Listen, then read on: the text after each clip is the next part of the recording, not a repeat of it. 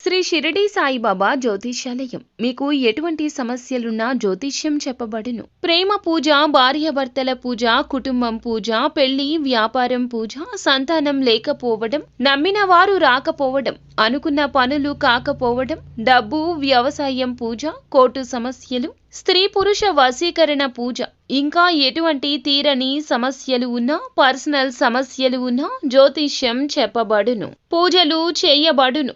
WhatsApp లేదా phone ద్వారా సంప్రదించండి. Phone number 9515466718. ఈ రోజున ఒక విషయంలో మీరు టెన్షన్ పడతారు. ఏమిటి ఆ విషయం? ఏం జరగబోతుంది? గ్రహ గోచర స్థితి మీకు ఏ విధంగా మార్పుదల జరగబోతుందో అన్ని వివరాలు ఒక్కొక్కటిగా వీడియోలో విని తెలుసుకుందాము. వీడియో మీకు నచ్చితే తప్పకుండా ఒక చిన్న లైక్ అయితే చేసి మమ్మల్ని సపోర్ట్ చేయండి. ఇక ఆలస్యం ఏ మాత్రం లేకుండా వీడియోలోకి అయితే వచ్చేద్దాము. ఈ మధ్య కాలంలో మనలో చాలా మంది కూడా ఆర్థిక ఇబ్బందులు ఎదుర్కొంటున్నాము.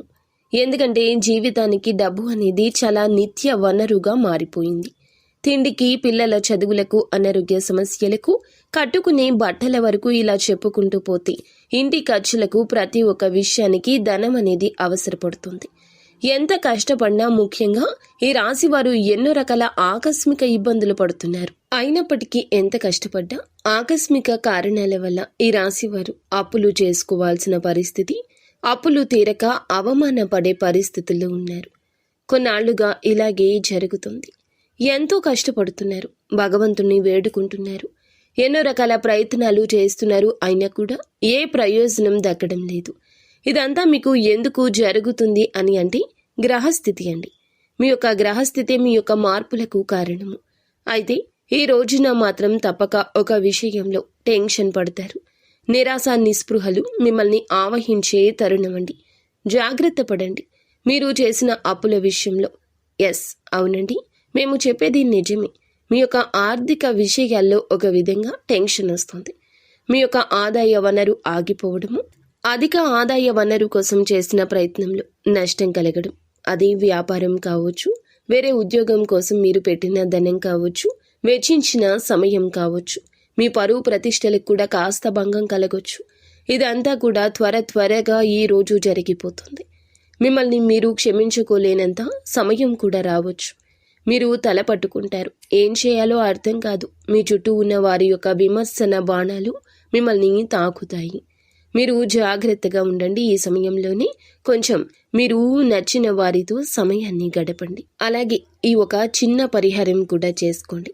ఏదైనా శుక్రవారం తిథి నాడు సాయంత్రం వేళల్లో ఈ యొక్క పరిహారం చేయండి. ఇలా చేస్తే బాగుంటుంది. కావున మీరు ఏమిటంటే గనక నమ్మకంతో ఈ శుక్రవారం తిథి నాడు ఉదయం నిద్రలేవగానే 2 అరచేతులు దగ్గరగా చేసి చేతులను కళ్లకు అద్దుకుని అరచేతులు చూసుకున్నట్లయితే విష్ణుమూర్తి, లక్ష్మీదేవి యొక్క అనుగ్రహం లభిస్తుంది. ధన నష్టం జరగకుండా ఉంటుందంటూ పండితులు చెప్తున్నారు. అలాగే శుక్రవారం తిథి నాడు పీచు తీసిన కొబ్బరికాయకు కుంకుమ బొట్టు పెట్టి మనస్ఫూర్తిగా లక్ష్మీదేవికి మొక్కి అప్పులు బద్దలు కావాలి అని మీరు పారే నీటిలో ఈ యొక్క కొబ్బరికాయ జారవిడచ్చండి. అనుకున్న కోరిక నెరవేరుతుంది. అలాగే ఈ రోజున ఏ చిన్న విషయమైనా కూడా ఎవరికీ చెప్పొద్దు. మీ మనసులోనే ప్రతి విషయాన్ని దాచుకోండి. కుటుంబ సభ్యుల యొక్క మద్దతు దక్కకపోయినా మీరు ఏమాత్రం నిరుత్సాహపడవద్దు. నిత్యము ఇష్టదైవ నామస్మరణ చేసుకోండి. అంతా మంచి జరుగుతుంది.